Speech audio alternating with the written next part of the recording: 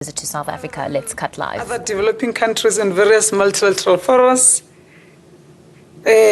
which constitute a key element of our efforts to consolidate South-South relations. Accordingly, the Right Honorable Prime Minister Modi of India has not only accepted the invitation but will be here from the 7th to the 9th of July. Full diplomatic relations between South Africa and India were established in November 1993. I say full meaning formal, because relations with the people of India spans the 50s, when so many of freedom fighters, our freedom fighters leaders used Indian passports. The first delegation that visited India on Indian passports was in 1957. So the formalization of our relations was in November 1993.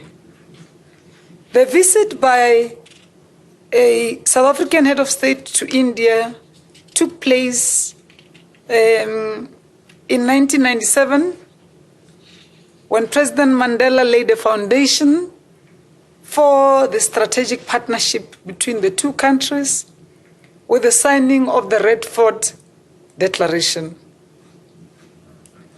Our bilateral relations with India are structured via a joint ministerial commission, which I co-chair with my counterpart, and foreign office consultations. It's at the level of the senior officials or director generals in both our departments or our governments through DECO.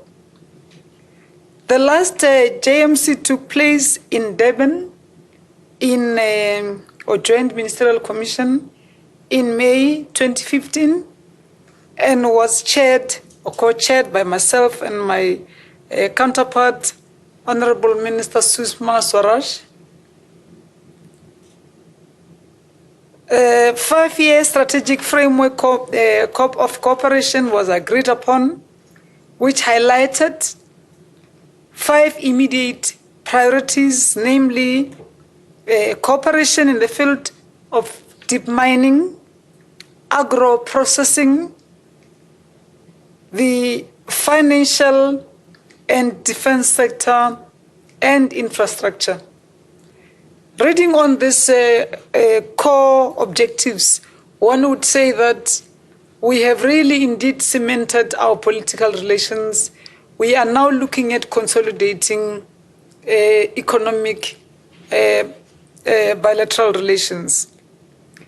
The official talks due to take place on the 8th July 2016 between our leaders will focus on strengthening our bilateral relations, and both leaders will reflect on progress made regarding the implementation of decisions taken during our JMC, as well as to identify new areas of cooperation. A number of bilateral agreements and memoranda of understanding are currently under consideration. Some will be concluded during the visit of the Prime Minister and delegation, and others will be finalized in the next few months when we will be in India on the sidelines of the BRICS summit, which will be taking place in India later in the year. The areas of cooperation covered by these instruments includes currently those that we show will be signed: information communication technology, the MOU is ready; tourism, sports, culture, and also looking at grassroots innovation and how you trademark grassroots innovation, that it doesn't get hijacked by the big people and the small ones get very little or nothing out of. We'll look at areas of renewable energy, particularly because our two nations or two countries are blessed with enough sunshine. So we can do a lot working together on this. We'll look at also audiovisual and visa simplification procedures. The agenda will also focus on the extensive multilateral cooperation which exists between South Africa and India, as many of the foreign policy objectives which both countries share are pursued multilaterally, especially through South-South initiatives. Those who were there during the crafting of our new and well-renowned constitution will tell you that the larger chunk of our current South African constitution was what we learned from the constitution of India. Not necessarily transplanted, but we have that has been informed by the examples of India.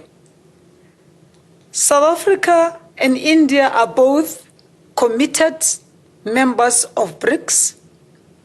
The India-Brazil-South Africa Dialogue Forum, or IPSA, Indian Ocean Rim Association, or IORA, which responds directly to our Ocean Economy Initiative, BASIC, which is a formation of all BRICS countries, save for Brazil, where we look at issues that deals with the climate change.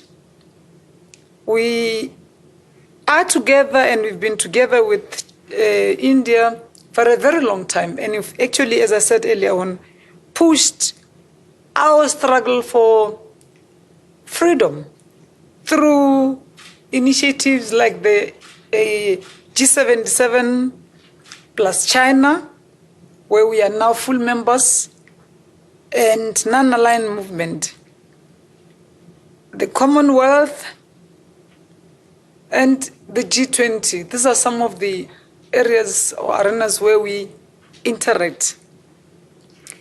As leaders of the Global South, South Africa and India are committed to addressing the common challenges of inequality, unemployment, and poverty that are still too prevalent on both our continents, if not our countries. In addition, both countries continue to advance the centrality of the UN and other multilateral fora in resolving the issues of global concern. South Africa also looks forward to attending BRICS Summit in India, as I said earlier on, which will be which India will be hosting as chair from the 15th to the 16th of October 2016 in a beautiful resort city of India that I know very well called Goa, under the theme Building Responsible, Inclusive, and Collective Solutions. His Excellency President Zuma and the Right Honorable Prime Minister of India, Honorable Modi, will also reflect on the outcomes of the third India-Africa Summit Forum, which took place in New Delhi from October 2015. The outcomes of the summit included the undertaking to cooperate in the implementation of the African Union Agenda 2063 and to better align cooperation in identified sectors, including skills development, the health sector, renewable energy, and infrastructure development on the continent. India and South Africa are amongst the world's leading developing economies globally, and increased business cooperation between the two sides is pivotal in ensuring they capitalize on the myriad or the diversity of economic opportunities that exist between them. To this end, the South Africa-India CEOs Forum was established to support continuous dialogue between South African and Indian business community and facilitate implementation of bilateral business projects. Bilateral trade with India exceeded 94 billion rand mark in 2015, with South Africa exporting 41 billion rands worth of goods and services and importing 53.7 goods and services, thus being the trade balance being in India's favor.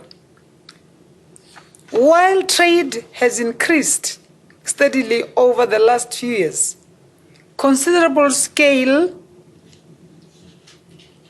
and scope exist to grow our trade further. India's economy is expected to grow by 7.5% in 2016 to 7.7% in 2017, and it is currently the fastest growing major economy in the world.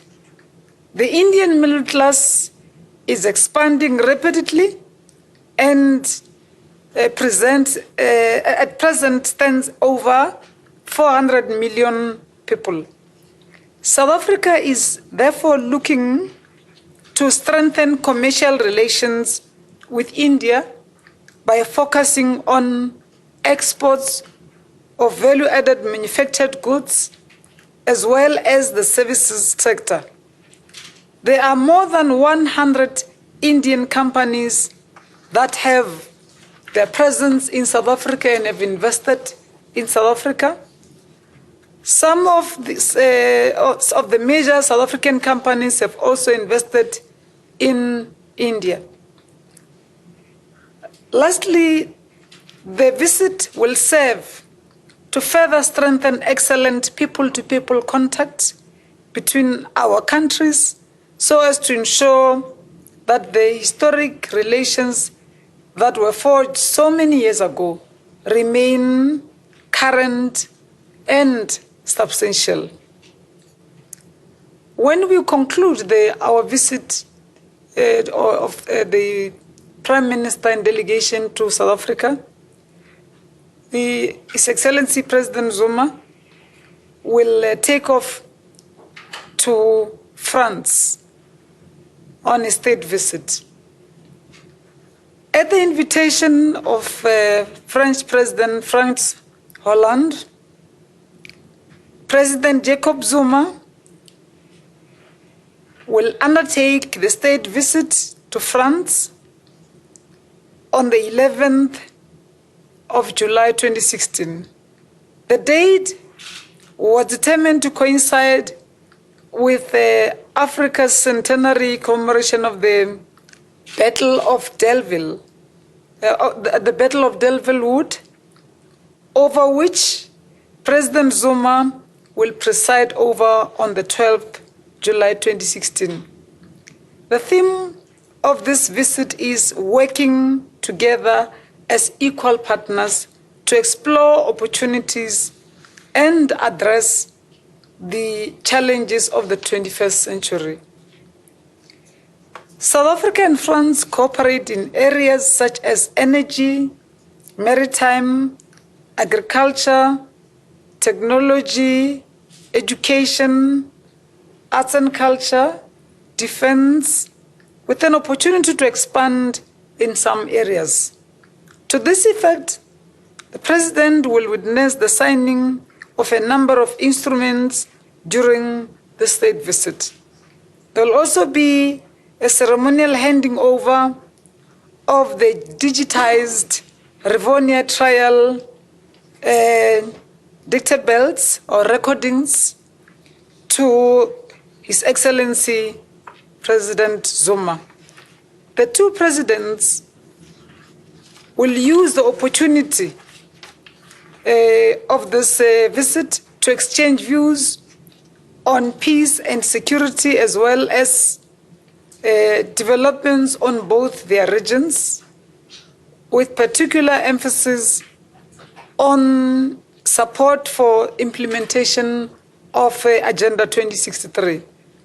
The two countries will further explore working together in global challenges, including in areas such as illicit financial flows, on issues of climate change. You'd recall that South Africa played a very important role for UNFCCC COP21. The UN Security Council reform, migration and terrorism. France remains an important source of foreign direct investment for South Africa. During the period 2004 to 2015, inward investment from France amounted to over 24 billion rand, creating around 4,499 new jobs. In 2005, the overall volume of trade totaled 33.6 billion, with imports amounting to 24.49 billion, and exports amounting to 9.11 billion. According to the Department of Tourism, our Department of Tourism, a total number of 128,438 tourists from France visited South Africa in 2015, making France one of the highest sources of inward tourism. A South Africa-France Business Forum, to which South African business leaders have been invited, will take place concurrently with the state visit on the 11th of July.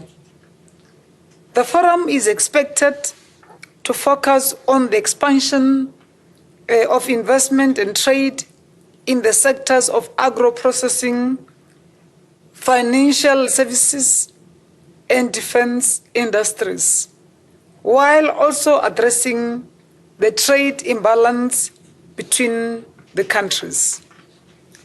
The centenary commemoration of the Battle of Delville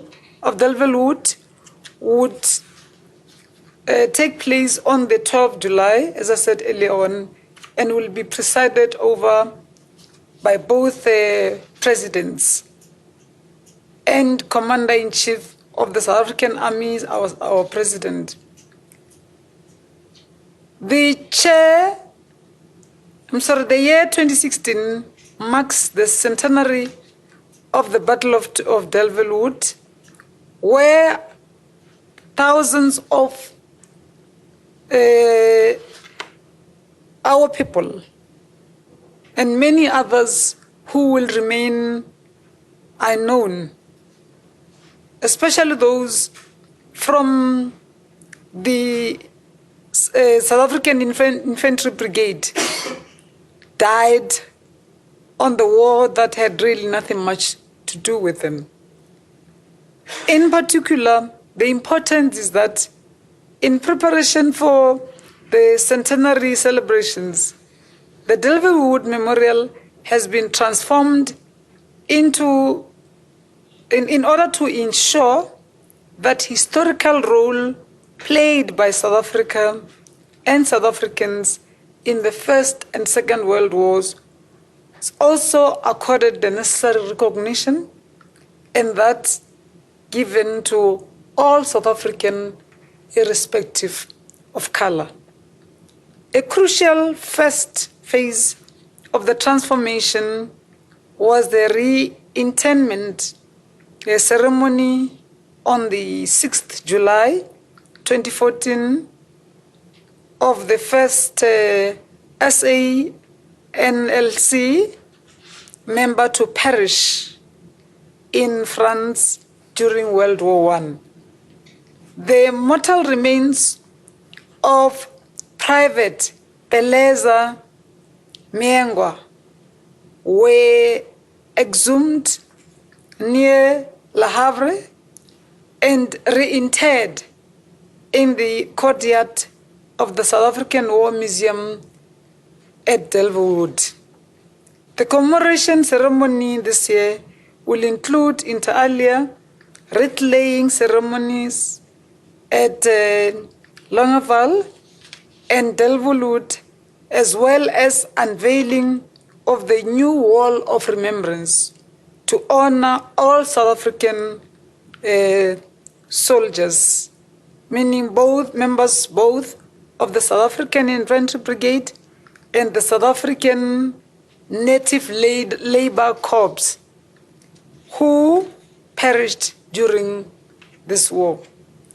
The last phase of transformation process of the upgrading of the museum displays artifacts and exhibition related to sinking of the SS Mendi.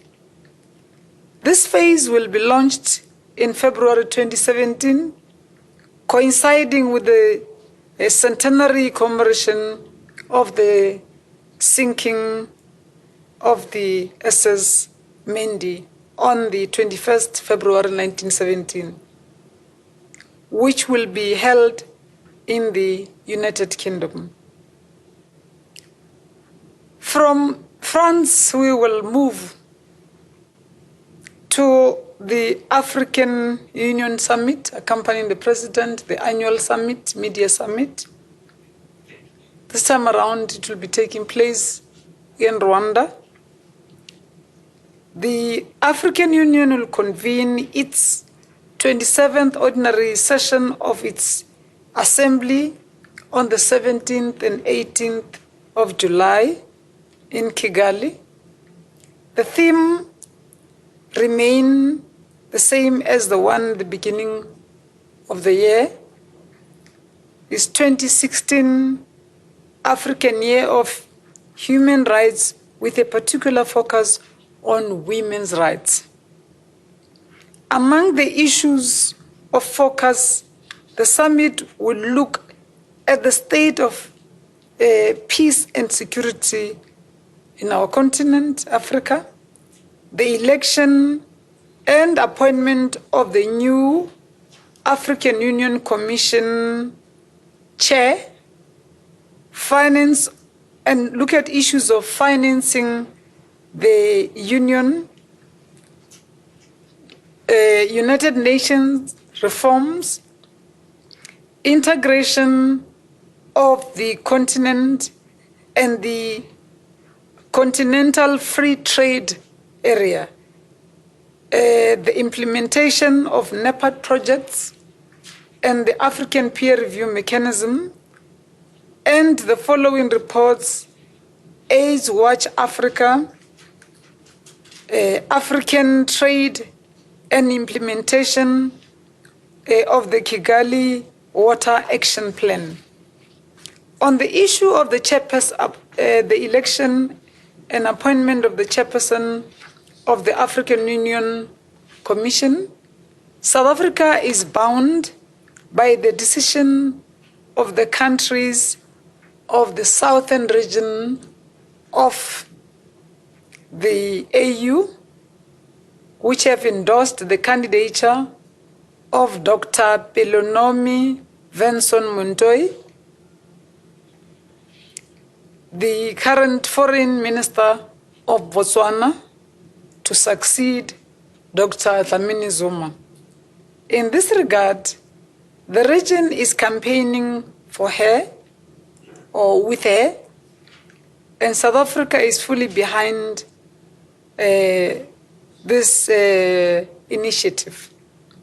I would like to conclude by reminding you that South Africa's two-year term of the office as a member of the Peace and Security Council was extended for another 2 years until 31st March 2018, a decision which places our country at the center of efforts to ensure that Africa is peaceful, secure, and stable, and indeed that we silence the gun in the place for development and prosperity by year 2020. Thank you.